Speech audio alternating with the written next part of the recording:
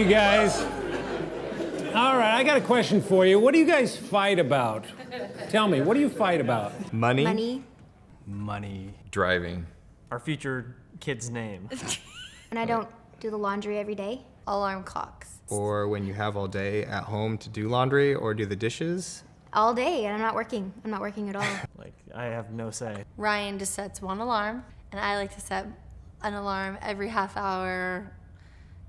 7 to 10 alarms. Just throughout the night. When you don't clean your car? I thought always that we would just make it work for probably the first year of the marriage. Cleanliness. My first alarm clock would go off, and then I'd go downstairs and sleep on the couch for all my other alarm clocks.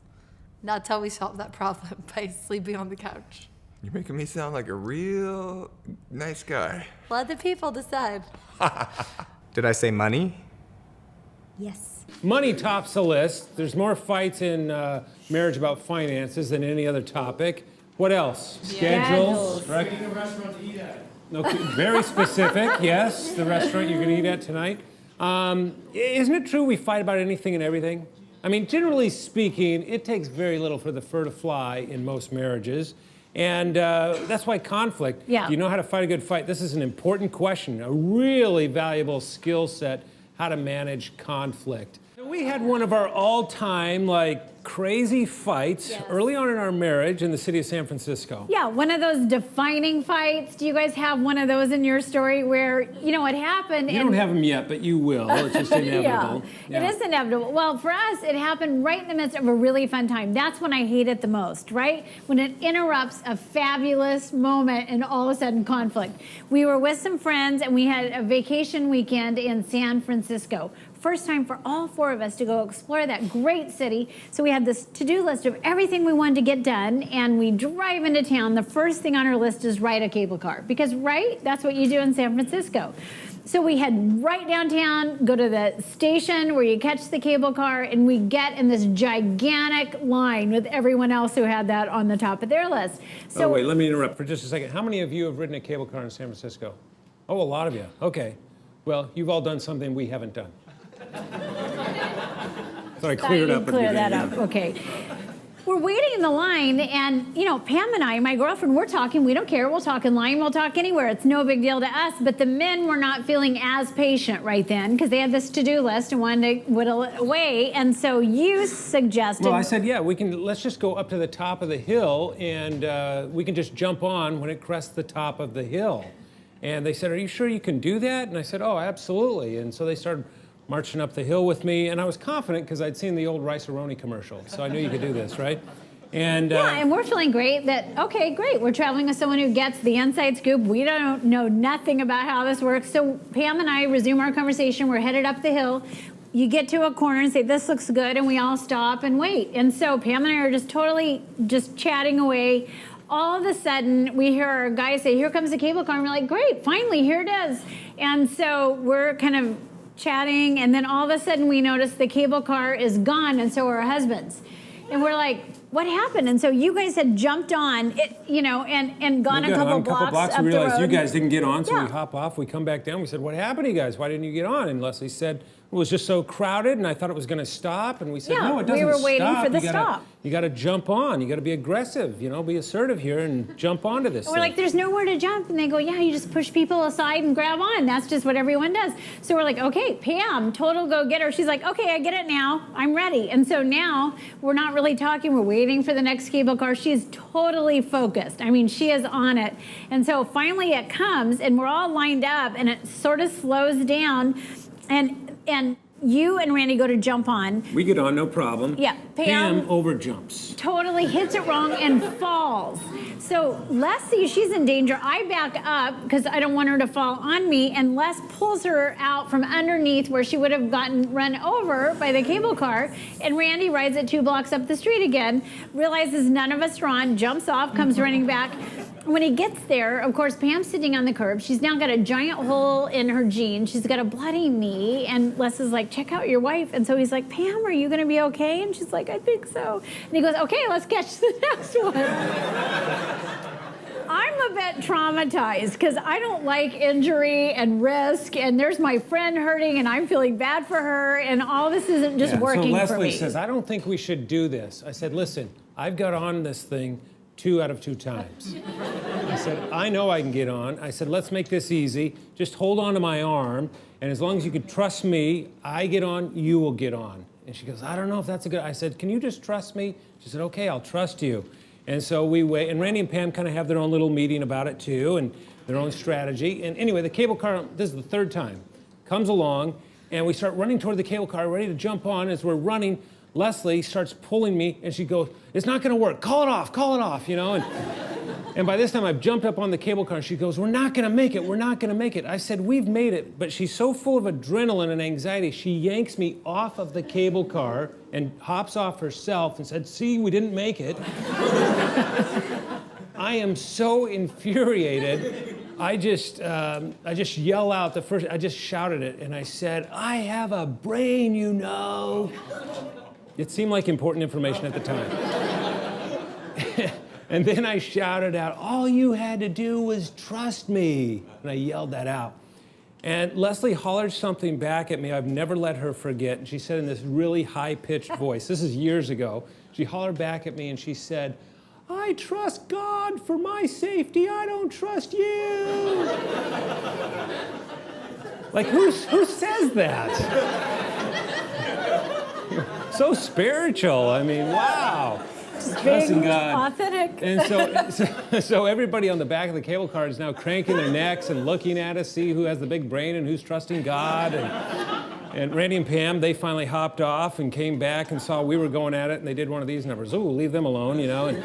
And you know, thank goodness we don't have fights like that very often. I can't remember another fight like that, actually, but it's just inevitable. Yeah, We're they gonna have happen. I fights. mean, life happens, conflict happens. Yeah, and maybe you won't have a fight like that, but you will have fights if you haven't had them already. It's just part of life. In fact, my favorite verse in all of Scripture on conflict, Romans 12, verse 18, says, if it is possible, as far as it depends on you, try to live at peace with everyone. Isn't that a good verse? You know why I like it so well?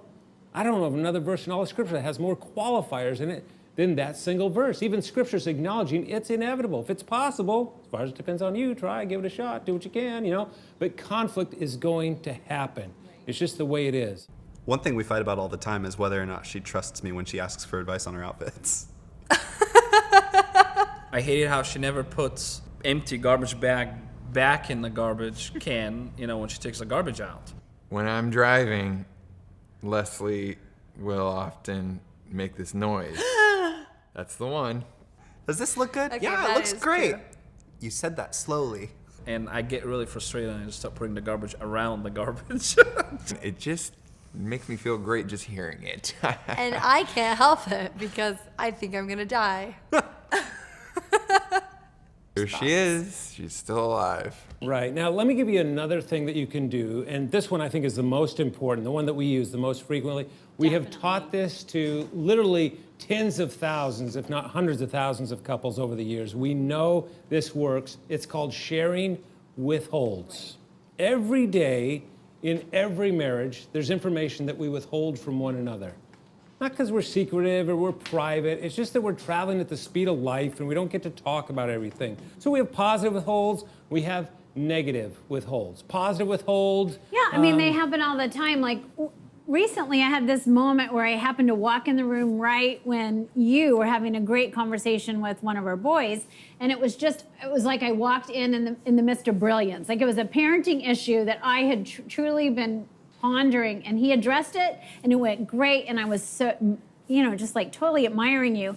But I'm not going to say anything in front of our son because that'd be awkward. So I thought I'll tell you later, and then I just got busy, and time went on, and I forgot. So it was a compliment toward me that I never heard. Right. That's a negative, or rather a positive withhold. I'm guessing that happens a lot with me. All the time, right? Yeah, it goes both ways. We all do this. Right. Positive things, I think, oh, I see Leslie, she's coming down to something, and she has a beautiful dress on. I think, oh, she looks, I'm just about ready to give her a compliment. I think, oh, where are my car keys? And I get distracted maybe, or something like that, right? We withhold positive information sometimes. Also negative withholds. Maybe we're out to dinner with friends, we're joking around, I say something I think is kind of funny, everybody laughs. but underneath it, you felt like it was a little bit of a zinger. It kind of stung a little bit. Well, she's not going to confront me in front of our friends. That'd be awkward. And she's going to wait till we get home. Well, it's midnight when we get home, and Too she's tired. thinking I'll tell them in the morning, but I'm off to work early or whatever it is, and the negative feeling gets buried. And by the way, what happens to negative feelings that we bury? You bet. They have a high rate of resurrection, okay? And they pop up when we least expect them, and we go, whoa, where did this come from? Have you ever felt like you stepped on a landmine in your relationship sometimes? And it's because there's something negative buried there. And so this little exercise, sharing withholds, is designed to bring these to the surface. It takes you maybe 5 minutes out of your week, and if you put this into practice, you'll see the level of tension drop and the level of intimacy increase. Here's how it works. One of us just simply says, would you like to share withholds? Yeah, and so if you get invited to do that, what that means is we're going to take a minute and just think about a couple of examples of things that have happened recently, like in the last couple days, last 48 hours, 2 positives and 1 negative. You know, just stuff I haven't had a chance to tell you. And so both of us will agree that, yeah, we'll share withholds, and we'll take a minute and write a couple down. You know? And sometimes, we've been doing this for years, even to this day, sometimes, let's just say, hey, you want to share withholds? And I'll think for a second, I'll go, I don't have any withholds. You know, we've talked about everything. And then we just give it a few minutes, and eventually you realize, oh, I have to limit it to just these 3. Okay, because it just takes, even think right now, what's one positive withhold that's happened in the last 48 hours, you know, that you haven't talked to your partner about? Yeah, because they're kind of lingering just outside your conscious awareness. But if you take a minute and just remember, things will surface. Right, so we write these down. We each have our little list of 3. And do you want to demonstrate this? Sure. So we would share these back and forth with each other. So, well, we left in kind of a hurry yesterday to come on this trip. And so I was just appreciating so much when I walked back in after the school drop-off with all the chaos of getting our dog and everything put away. You had cleaned the kitchen I'd left in chaos, wiped down the counters, loaded the dishwasher, and it made me feel so good knowing they were coming home to a clean house. Okay. And so in the by the way, that didn't happen. But I'm getting the message loud and clear up here. So. Nicely played. Yeah. Always a treat. Leslie's having her own little seminar up here. But if it had happened, I would respond with 2 words, and those 2 words are, thank you. That's all. Just thank you. I don't explain it or anything else. I just thank you, all right? Then she would share a negative withhold. Yeah, and you're not going to be surprised by this, but recently when you were going through the bills for the month, you took your Sharpie to the Visa again and circled all of my Starbucks charges. Right. And left it on my desk with a big question mark. Right. And I got my feelings hurt because we've talked through this multiple times. And for me, you know, it's just like one of those non-negotiables. That's where I have a small group. I do my writing there. There's so many things I value that happen there that the cost is inconsequential. That did happen. How convenient. And so, again, I respond with 2 words. Those 2 words are, not I'm sorry, because I may not be sorry yet, okay? Just thank you. In other words, thank you for sharing the information. That's all this is an exercise in sharing the information, okay? And then she would share another positive withhold. We're going to forego that for right now. And then it would be my turn to share my 3 withholds. And by the way, we've learned through experience that the person who goes second needs to stick with their 3 original withholds. Okay? You follow me? So I would share my 3 withholds. Now, here's the real important part of this thing. For the next 30 minutes, those negative withholds are off limits. For the next half hour, we don't talk about the negative withholds. And it's not like we just sit there and look at each other, okay, 10 more minutes, you're going to get it, but it's not like that. It's just that we go on with life. Most of the time, I don't even think we come back to them. It's just Often we enough don't. to be heard. But the point of that time is it totally rearranges your reaction to that. Yeah. Because it changes your response. What happens in that 30-minute time? Well, yeah, exactly. It diffuses. You go from kind of what would you call it? Like Yeah, you just go from reacting to responding Yeah. because you've had time to let that initial reaction sort of blow by, and now you're responding at a deeper level, and you're not as defensive, and so it's just a much softer conversation. Right, it creates what they actually call a soft onset. And so, like we said, you may not even come back to them unless you want to. But man, I'm telling you, you do this, again, carve a groove into your relationship. Make this what we sometimes call a honeymoon habit, something you do right from the beginning. And you will see that you've built in this incredible little skill that allows you to increase intimacy while diminishing conflict because it keeps it at bay. If it's possible, as far as it depends on you, try to keep the peace with everyone, especially your spouse. Yeah, and so this sharing withholds deal, you're gonna really uncover it in depth in the workbook because it goes step by step how to do this, gives you more examples, and then helps you apply it to your life. But the point is to make it a habit.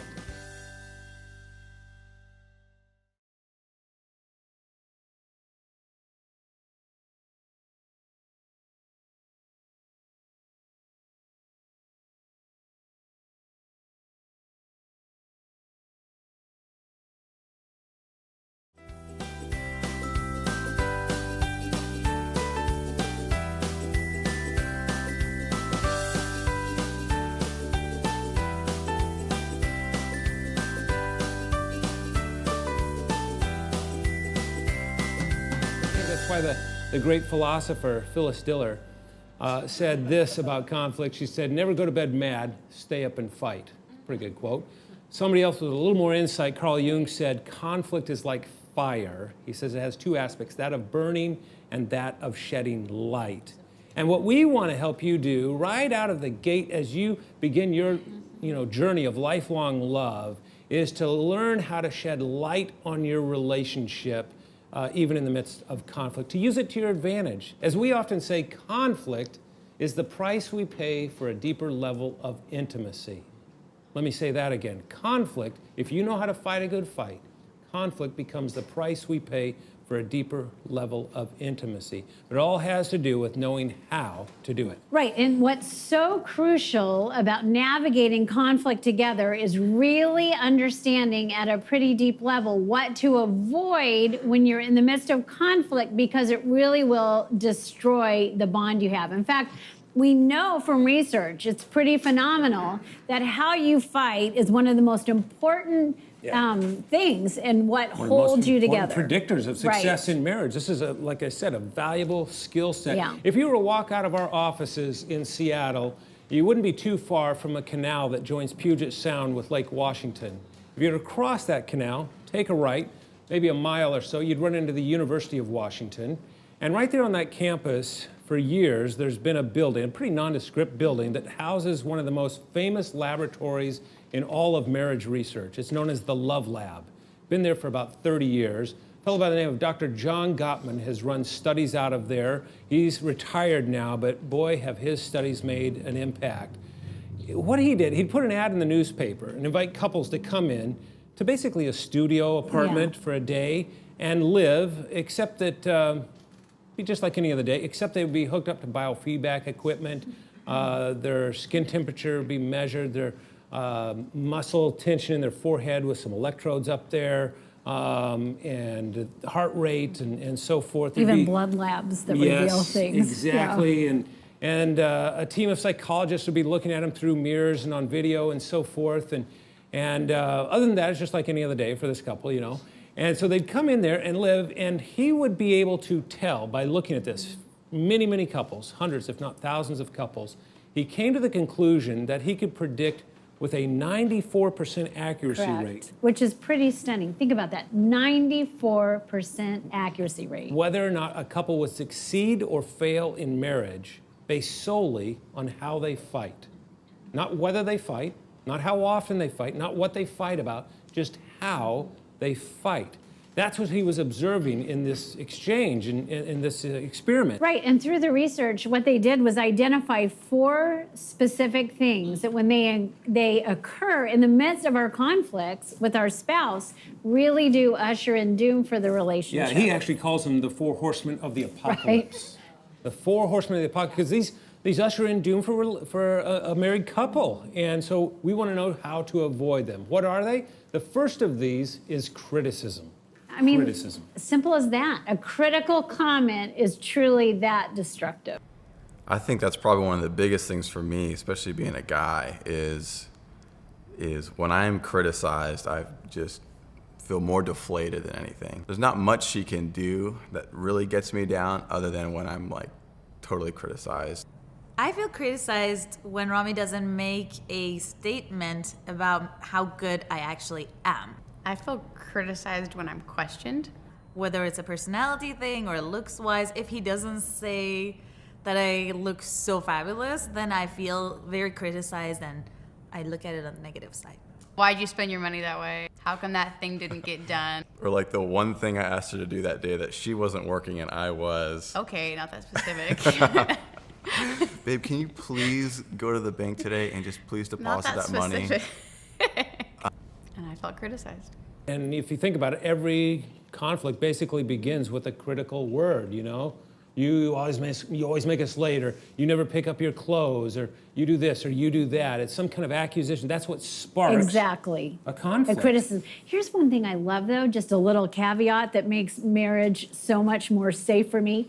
He said it's okay to complain. Like, complaining is not a bad thing in marriage. You can be totally authentic. You can complain and whine, and that's actually good because it connects you. Just don't cross the line and criticize. And criticism begins with you. You always, you never. Whereas complaining begins with I. I feel so frustrated when we're late to something that really matters to me. So it sounds like just a little bit of semantics, but it's not. It's not a game. There's a true difference in the spirit that receives it. Defensiveness is the second thing you want to avoid. And that is only natural once you've been criticized, is to put up your shield, put up your guard, and defend yourself against. Yeah, and you think, okay, if I can let you know that I'm not as bad as you think I am, obviously you just criticize me and I defend myself and I clear up your criticism, the argument's done, right? But what Gottman discovered is defensiveness never brings resolve. It always instead escalates the fight. Doesn't matter how right you are to defend yourself, it does not resolve. And some of us get so well schooled in defensiveness, it's like our natural posture, just about almost anything. Have you seen my keys? I didn't touch them, you know? And we just get defensive about whatever it is that comes up in the relationship. Well, that leads to the third thing that you want to avoid, and that's contempt. Contempt is a pretty deep thing. This is a little bit more serious. It's like criticism, but now you're going a level deeper. You're not just criticizing, but you're diagnosing the deficit in the person. Like, you always make us late because you're so irresponsible.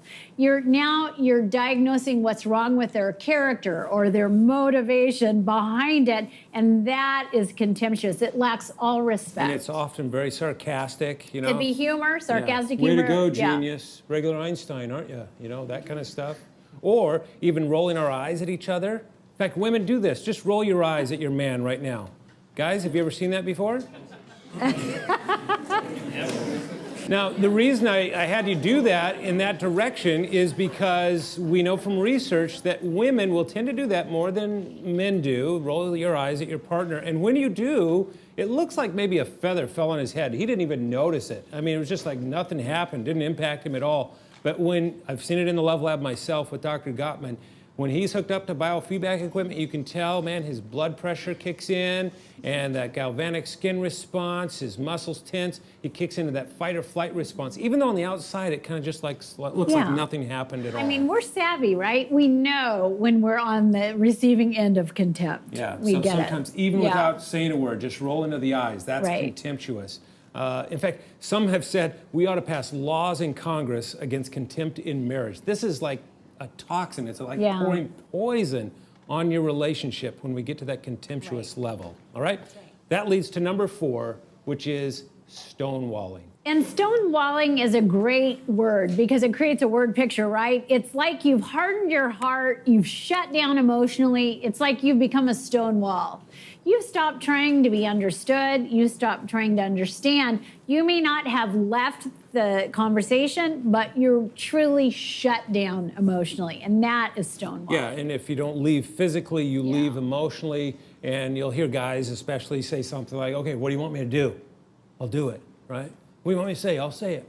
And guys, you know the feeling. It happens in your trapezius muscles up here, and you get this stiff neck, and you almost become like a stone wall. It's like, what do you want me to do? I'll do it, right? And that kind of pulling away from the relationship sends a powerful and poisonous message to your spouse. Right. Yeah. Okay, so those are the 4 things we want to avoid. And if you're sitting there going, uh-oh, we already have some of these, well, welcome to the club. We all have these to some degree or another. From time to time. On occasion. What he's looking at are the couples that don't know how to short-circuit this system. So a critical comment is made, well, here we go, set aside the next half hour, because we don't have, it's like a freight train coming through our marriage. We don't know how to stop it. Those are the couples that he's really concerned about. I am more of a stone wall, and my face just kind of goes blank, and I'm not saying much. Which really stresses me out more. He usually has to be the one that is right. And I like to just stay quiet if I feel like I'm kind of pinned against a wall kind of a thing. I don't want to escalate the situation by saying something wrong or doing something wrong, so I just kind of shut down. Gets very defensive, I guess, and I'm very defensive as well. Like, he has the tendency to shut down if he feels that he's going to say something that might offend me. It never goes anywhere. No, I do need to know how you feel. If I don't know, I feel very insecure. We have to eventually kind of walk away and take a breather, and then once we're both calm, come back and hug it out. Talk it through, hug it out. We almost laugh about it a little bit now, and it's cool because it's getting easier and better. We figured it out. We all do things just intuitively to manage conflict. We want to give you a few new things to put in your toolbox that will help you. The first one is super easy and practical. It's something that we call the conflict card. And you're going to love this, at least many of you will. It doesn't work for everybody, but because it kind of sounds trite at the beginning. Again, simple tool that can really have a profound impact right at the moment you need it most. Yeah, we literally have these little cards that we carry around in our wallets, little plastic card that has this scale to rate the depth of your disagreement. And we can be fighting about how long the in-laws are staying for Christmas, or what color to paint the kitchen, or something like that. Whatever. And we used this not very long ago, but this is something that is so practical to rate how intense it is for my side of the line, how I'm feeling about it, right? Exactly. It brings objectivity in the midst of a heated argument. So the scale goes from 1 to 10. Yeah, so number 1 says, I'm not enthusiastic, but it's no big deal to me. Clear down to number 10, which is over my dead body, exclamation point, right? So somewhere along that gradation, you're going to find one that you identify. Here's what's brilliant about this, because, you know, no matter what, usually someone in the relationship is more expressive than the other person. So it's sometimes hard to tell who genuinely feels more strongly about the issue. And so if you stop in the middle of an argument, like we recently had one about schedules. Right. And I was really pushing you hard on something, and you were not giving. So I said, okay, stop right now, 1 to 10. Where are you at on this? How strongly do you feel? And you said it was between a 7 and an 8. And I was totally stunned, because for me it was like a 3 or a 4, but I was just going for it, you know? So then I'm like, absolutely going to go the way you want it to, because you care deeply about it. I'm going to save my win for something that's genuinely a higher number for me, right? So it brings resolve, because it makes it clear and objective what's going on right now. And it just gets you out of that emotional thing and back into your rational brain about, okay, what's going on here between us? Yeah, and if you want to get a copy of the conflict card, you know, you obviously found it in the book. It outlines it there. But if you want an actual copy, you can go to lessonleslie.com, download it there for free. So, but that's one thing, the conflict card. Make sense? Number 2 is something we call the XYZ formula. Yeah, this is a great tool, because what it protects you from is criticism. And criticism, remember, is one of those major things you want to avoid, because it sparks those negative fights. Yeah, so this is a way to turn a criticism into a complaint so it's more easily heard and accepted. This is just a way to phrase it so that they hear it. I'll give you an example. When we're driving down the road and you turn the radio station without talking to me first, I feel like I don't even matter to you.